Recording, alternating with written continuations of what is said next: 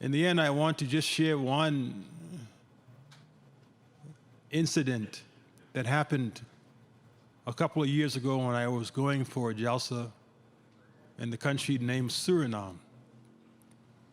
It refers not only to Khilafat, but what we're talking about today, how we as a Jamaat are truly blessed, how we as individuals are so fortunate to be in this Jamaat, and how we are protected by truly holding fast to the rope of Khilafat, ourselves and our families, if we do so. I was sent to Suriname to attend their jalsa. And when I reached the airport, the missionary and a few others came to pick me up. It was early in the morning, but it was getting too late for us to offer Fajr prayer in the mission house, which was about an hour drive away. So along the way, he said, let's stop in one mosque and we'll pray there and then keep on going, offer our Fajr prayer. Finally, we reached this place and we all got out, and it was getting quite light, so we rushed and quickly went and made our wudu and into the mosque. And missionary, he went to the front and the rest of us lined up behind him. And we began offering our Fajr prayer. I noticed as he was praying, someone came to my left side and stood next to me. I couldn't obviously turn and look who it was, but I felt the presence of somebody who wasn't in our party. And as soon as the prayer was over, and we said our salam right and left, the person who was sitting, who had come on my left side, immediately jumped up and rushed forward to greet the Imam and embraced him and hugged him and was so happy, elated. I didn't understand who was this person. He must know the Imam. And then he pointed at me and a few others, and they were having a conversation, and finally he moved aside. So I asked the Imam, said, who is this person? Well, was he an Ahmadi, a member? He said, no, he's not an Ahmadi. He's the caretaker of this mosque. So I said, no, why was he so excited? So he was pointing toward you and asking, are you an Arab or somebody? Who's come here? He said, no, he's just one of our guests. But I said, Imam, Maulana Sahib still doesn't explain why he was so excited. He said he was so excited because no one comes and prays in that mosque. And for him, it was like an Eid day. The whole year, hardly anyone comes to pray in his mosque. And I said, Maulana Sahib, who is this man? He said he's a Lahori Muslim. And I was completely stunned with the revelation that those who claimed that they were going to supersede Khilafat through a society that's going to take over this Jamaat, this is where they have fallen. At the same time, it made me realize what blessing we truly have by holding on to Khilafat. We also have the challenge of not becoming that mosque in our future. When I finally reached Suriname, I said, Maulana Sahib, I would like to go see the center of the Lahori Ahmadi Muslim community here. Because now I'm interested, I'm curious, what does this group look like? I've heard there's a strong center in Suriname. So when Jalsa was over, he took me there. We pulled into their gate, and the person saw him and beckoned him to come inside. And he was also quite happy to see our missionary. And again, I said, what's going on? He says, oh, he knows me very well. He's a friend. I said, okay. We got out of the car. We went inside to their place, their mosque. It's a huge building. It's a beautiful building, 2 stories. Climbed the stairs and went up to their prayer hall.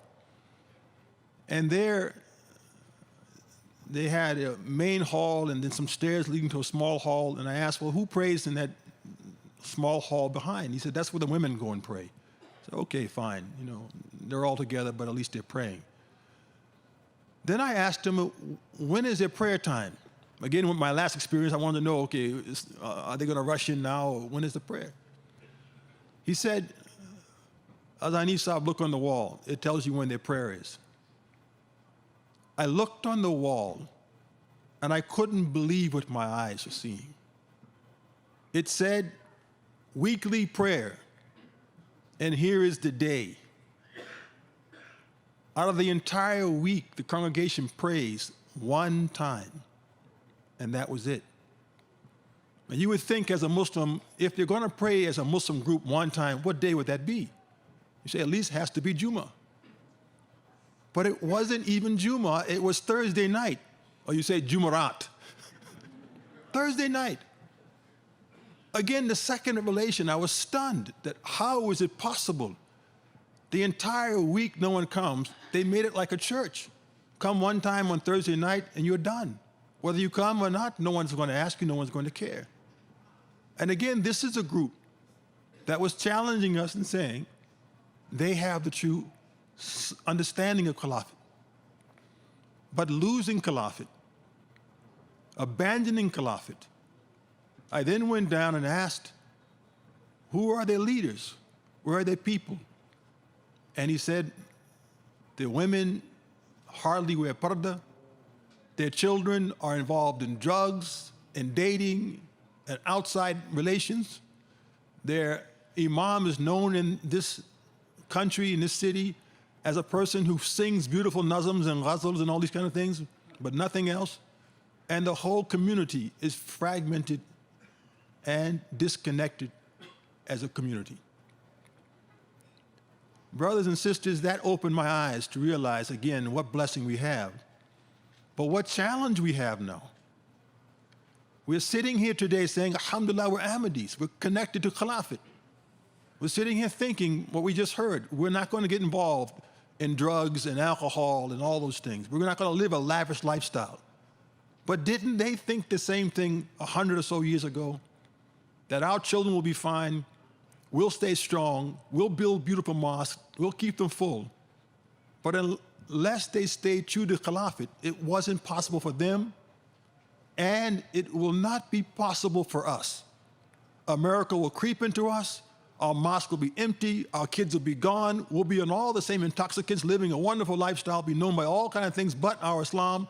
And so, alhamdulillah, today, at this moment, let us thank Allah Almighty. Let us end this session reflecting deeply on what we heard. And let us beg Allah in our prayers throughout these days that, oh Allah, protect us and our families and our communities and our future generations, never to lose our connection with Khilafat and the spirit of Islam. And please do beg this in prayer for each other. For without prayer, I don't see how we can avoid drugs in America. Without prayer, I don't see how we can avoid our kids falling into the trap of alcohol or going into the dating or going into anything out here, gambling, whatever it may be. And without prayer, we may lose the connection with Khilafat and make him just a figurehead instead of a spiritual leader.